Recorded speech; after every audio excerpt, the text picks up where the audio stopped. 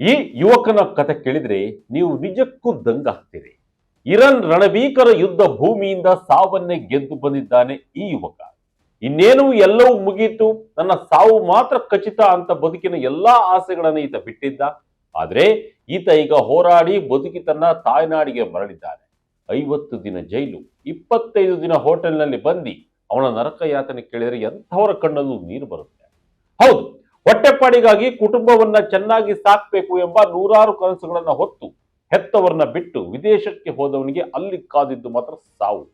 ಒಂದು ಕಡೆ ತಾನು ಮಾಡದ ತಪ್ಪಿಗೆ ವಿದೇಶಿ ಜೈಲಿನ ಕತ್ತಲ ಕೋಣೆಯಲ್ಲಿ 50 ದಿನಗಳ ನರಕಯಾತನೆ.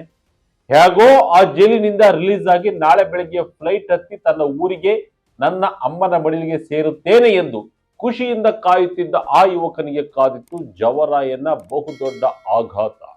ಆತ ನಾಳೆ ಇಂಡಿಯಾಗೆ ಬರಬೇಕಿತ್ತು. ಆದರೆ ಅದೇ ದಿನ ಈತ ಇದ್ದ ನಗರದ ಮೇಲೆ ಅಮೆರಿಕ ಮತ್ತು ಇಸ್ರೇಲ್ ಜಂಟಿಯಾಗಿ ನೂರಾರು ಮಿಸೈಲ್ಗಳನ್ನ, ಬಾಂಬ್ಗಳನ್ನ ಮಳೆಗೆರೆಯಲು ಶುರು ಮಾಡಿದ್ದವು. ಬೆಳಗಾಗುವಷ್ಟರಲ್ಲಿ ಆತ ಇದ್ದ ಇಡೀ ನಗರ ಸ್ಮಶಾನವಾಗಿ ಬದಲಾಗಿತ್ತು. ಕಣ್ಣೆದುರೆ ನೂರಾರು ಸಾವು ನೋವು, ಕಟ್ಟಡಗಳೆಲ್ಲ ಮಣ್ಣು ಪಾಲು. ಆಕಾಶದಲ್ಲಿ ಯುದ್ಧ ವಿಮಾನಗಳ ಘರ್ಜನೆ. ಊಟವಿಲ್ಲ, ನೀರಿಲ್ಲ, ಕರೆಂಟ್ ಇಲ್ಲ. ಮುಂದೇನು ಮಾಡಬೇಕು ಎಂದು ತಿಳಿಯದೆ ಯಾವ ಕ್ಷಣದಲ್ಲಿ ನನ್ನ ತಲೆಯ ಮೇಲೆಯೇ ಬಾಂಬ್ ಬಂದು ಬೀಳುತ್ತದೆಯೋ ಎಂಬ ಭೀತಿಯಲ್ಲಿ ಹೋಟೆಲ್ ರೂಮಿನಲ್ಲಿ 25 ದಿನಗಳ ಕಾಲ ಅಕ್ಷರಶಃ ಜೀವ ಕೈಯಲ್ಲಿ ಹಿಡಿದು ಕುಳಿತಿದ್ದ ಆ ಯುವಕನ ಕತೆ ಕೇಳಿದರೆ ಕರುಳು ಹಿಂಡುತ್ತೆ. ಜೈಲಿನಿಂದ ಯುದ್ಧ ಭೂಮಿಗೆ ಬಂದು ಸಿಲುಕಿದ್ದ ದೆಹಲಿ ಸಮೀಪದ ಫಾಜಿಯಾಬಾದ್ ಮೂಲದ ಕೇತನ್ ಮೆಹ್ತಾ ಎಂಬ ಯುವಕ ಸಾವಿನ ದವಡೆಯಿಂದ ಪಾರಾಗಿ ತಾಯ್ನಾಡಿಗೆ ಮರಳಿದ್ದು ಹೇಗೆ? ಬನ್ನಿ, ಈ ರೋಚಕ ಸ್ಟೋರಿ ಇಲ್ಲಿದೆ. ನೀವು ನೋಡ್ತಾ ಇದ್ದೀರಾ ವಿಜಯ ಕರ್ನಾಟಕ ಯೂಟ್ಯೂಬ್ ಚಾನಲ್. ನಾನು ನಿಮ್ಮ ಶಂಕರ್ ನಾಕಿತ್ತೂರ್. ಕನಸು ಹೊತ್ತು ಹೋದವನು ಜೈಲು ಪಾಲು. 50 ದಿನ ಕತ್ತಲ ಕೋಣೆಯಲ್ಲಿ ನರಕ ಯಾತನೆ. ಈ ಕೇತನ್ ಮೆಹ್ತಾ ದುಬೈ ಮೂಲದ ಪ್ರೈಮ್ ಟ್ಯಾಂಕರ್ಸ್ LLC ಎಂಬ ಕಂಪನಿಗೆ ಸೇರಿದ ಎಂಟಿ ವ್ಯಾಲಿಯಂಟ್ ರೋಡ್ ಎಂಬ ಬೃಹತ್ ತೈಲ ಹಡಗಿನಲ್ಲಿ ಕೆಲಸ ಮಾಡ್ತಾ ಇದ್ದ. ಕಳೆದ ವರ್ಷ ಡಿಸೆಂಬರ್ 8ರಂದು ಆತ ಹಡಗು ಅಂತಾರಾಷ್ಟ್ರೀಯ ಜಲಗಡಿಯಲ್ಲಿ ಸಾಗುತ್ತಿದ್ದಾಗ ಏಕಾಏಕಿ ಇರಾನ್ ಮೇಲೆ ಆ ಹಡಗನ್ನ ಸುತ್ತುವರಿಯಿತು.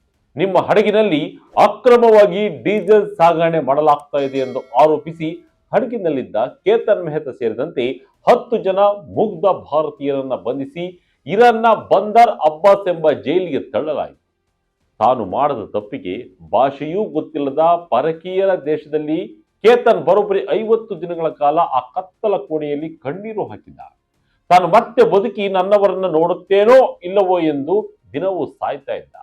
ಆದರೆ ಭಾರತೀಯ ವಿದೇಶಾಂಗ ಸಚಿವಾಲಯದ ಸತತ ಪ್ರಯತ್ನದಿಂದಾಗಿ ಫೆಬ್ರವರಿ 27ರಂದು ಕೇತನ್ ಸೇರಿದಂತೆ 10 ಜನರನ್ನ ಜೈಲಿನಿಂದ ಬಿಡುಗಡೆ ಮಾಡಲಾಯಿತು.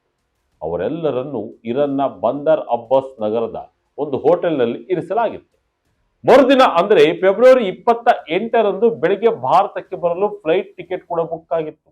ಆದರೆ ವಿಧಿಯ ಆಟವೇ ಬೇರೆಯಾಗಿತ್ತು.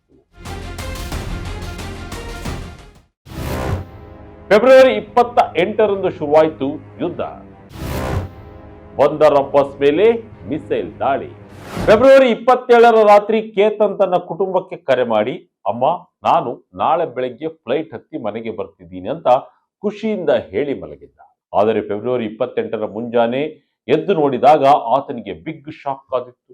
ಅದೇ ದಿನ ಇರಾನ್ನ ಮೇಲೆ ಅಮೆರಿಕ ಮತ್ತು ಇಸ್ರೇಲ್ ಜಂಟಿಯಾಗಿ ಭೀಕರ ವಾಯುದಾಳಿಯನ್ನು ಶುರು ಮಾಡಿದ್ದವು. ಕೇತನ್ ಉಳಿದುಕೊಂಡಿದ್ದ ಹೋಟೆಲ್ನಿಂದ ಕೇವಲ 600ರಿಂದ 700 ಮೀಟರ್ ದೂರದಲ್ಲೇ ಇರಾನ್ ನೌಕಾಪಡೆಯ ಅತಿದೊಡ್ಡ ಬೇಸ್ ಇತ್ತು. ಶತ್ರು ಪಡೆಗಳ ಅಸಲಿ ಟಾರ್ಗೆಟ್ ಆಗಿದ್ದೇ ಆ ನೌಕಾನೆಲೆ. ಹೋಟೆಲ್ ರೂಮಿನ ಕಿಟಕಿ ತೆಗೆದು ನೋಡಿದ್ರೆ ದಿನಕ್ಕೊಂದಂತೆ 100ರಿಂದ 200 ಮಿಸೈಲ್ಗಳು ಆಕಾಶದಿಂದ ಬೆಂಕಿಯ ಉಂಡೆಗಳಂತೆ ಕಣ್ಣೆದುರೆ ಬಂದು ಬೀಳ್ತಿದ್ವು. ನಾವಿದ್ದ ಹೋಟೆಲ್ ಭೂಕಂಪ ಬಂದಂತೆ ನಡುಗ್ತಾ ಇತ್ತು ಎಂದು ಕೇತನ್ NDTV ಜೊತೆ ತನ್ನ ಕರಾಳ ಅನುಭವವನ್ನ ಹಂಚಿಕೊಂಡಿದ್ದಾನೆ.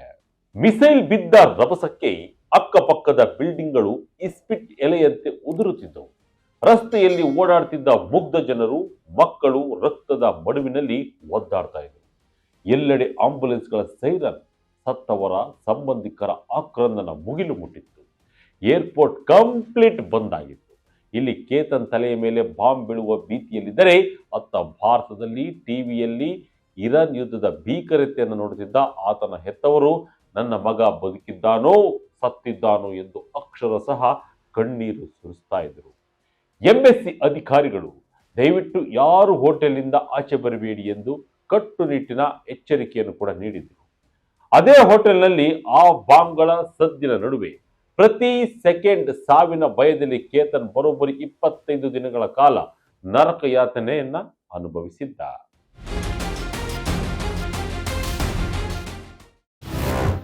ಸಾವಿನ ದವಡೆಯಿಂದ ಪಾರಾಗಲು 1800 ಕಿಲೋಮೀಟರ್ ಪ್ರಯಾಣ, 19 ಗಂಟೆಗಳ ಕಾಲ ನಡುಗುವ ಬಸ್ನಲ್ಲಿ ಭೀಕರ ಜರ್ನಿ.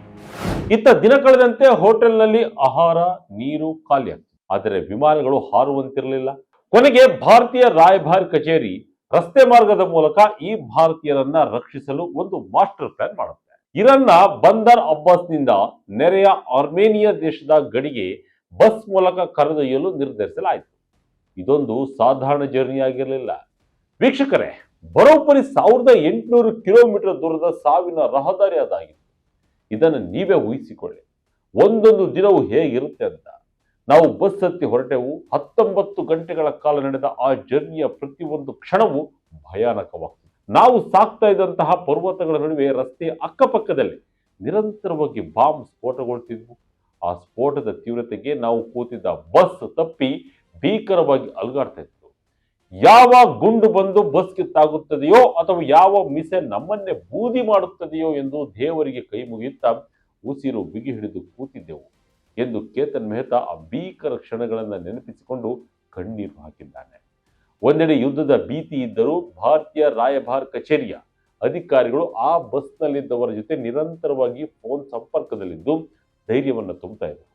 ಅಂತೂ ಇಂತೂ ಗುಂಡಿನ ಸುರಿಮಳೆಯ ನಡುವೆ ಜೀವ ಕೈಯಲ್ಲಿ ಹಿಡಿದು ಸಾಗಿದ ಆ ಬಸ್ ಕೊನೆಗೂ 19 ಗಂಟೆಗಳ ನಂತರ ಸುರಕ್ಷಿತವಾಗಿ ಅರ್ಮೇನಿಯಾ ಗಡಿಯನ್ನು ತಲುಪಿತು. ಅಲ್ಲಿಂದ ಭಾರತ ಸರ್ಕಾರ ವಿಶೇಷ ವಿಮಾನದ ಮೂಲಕ ಕೇತನ್ ಮೆಹ್ತಾ ಹಾಗೂ ಆತನ ಸ್ನೇಹಿತರನ್ನ ಸುರಕ್ಷಿತವಾಗಿ ದೆಹಲಿಗೆ ಕರೆತಂದಿತ್ತು.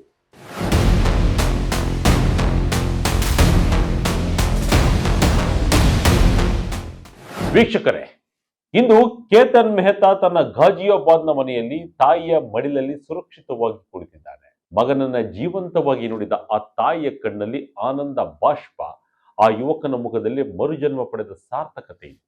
ಜೈಲಿನ ಕತ್ತಲ ಕೋಣೆಯಿಂದ ಹಿಡಿದು ಯುದ್ಧದ ಭೀಕರ ಮಿಸೈಲ್ಗಳ ನಡುವೆ ಸಿಲುಕಿದ್ದ ಈ ಯುವಕ ಇಂದು ಜೀವಂತವಾಗಿ ಮರಳಿದ್ದಾನೆ ಎಂದರೆ ಅದಕ್ಕೆ ಕಾರಣ ಆತನ ಅದೃಷ್ಟ ಮತ್ತು ಭಾರತ ಸರ್ಕಾರದ ದೃಢ ಸಂಕಲ್ಪ, ಹಸಿವು. ಭಯ ಮತ್ತು ಸಾವಿನ ನೆರಳಲ್ಲಿ 75 ದಿನಗಳನ್ನು ಕಳೆದ ಕೇತನ್ ಇಂದು ತನ್ನ ತಾಯಿಯ ಮಡಿಲು ಸೇರಿ ನಿಟ್ಟುಸಿರು ಬಿಟ್ಟಿದ್ದಾನೆ. ಭಾರತೀಯ ರಾಯಭಾರ ಕಚೇರಿ ತೋರಿದ ಸಮಯ ಪ್ರಜ್ಞೆ ಮತ್ತು ಆ 1800 ಕಿಲೋಮೀಟರ್ಗಳ ಸಾಹಸಮಯ ರಕ್ಷಣಾ ಕಾರ್ಯಾಚರಣೆ ನಿಜಕ್ಕೂ ಪ್ರತಿಯೊಬ್ಬ ಭಾರತೀಯನು ಹೆಮ್ಮೆ ಪಡುವಂಥದ್ದು. ಇದರಲ್ಲಿ ಭಾರತ ಸರ್ಕಾರದ ಪಾತ್ರವು ಬಹಳ ಮುಖ್ಯವಾಗಿದೆ.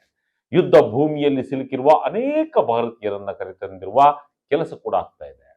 ಯುದ್ಧ ಭೂಮಿಯಿಂದ ಎಲ್ಲ ಭಾರತೀಯರು ಕೂಡ ಸುರಕ್ಷಿತವಾಗಿ ತಾಯ್ನಾಡಿಗೆ ಮರಳಲಿ ಅನ್ನುವುದೇ ಕೋಟ್ಯಾಂತರ ಭಾರತೀಯರ ಆಶಯ. ಇದಾಗಿತ್ತು ಈ ಕ್ಷಣದ ಅಪ್ಡೇಟ್. ಇದೇ ರೀತಿಯ ಅಪ್ಡೇಟ್ಗಾಗಿ Vijaya Karnataka website, YouTube page, Facebook page follow ಮಾಡ್ತಾ ಇರಿ. ಧನ್ಯವಾದಗಳು.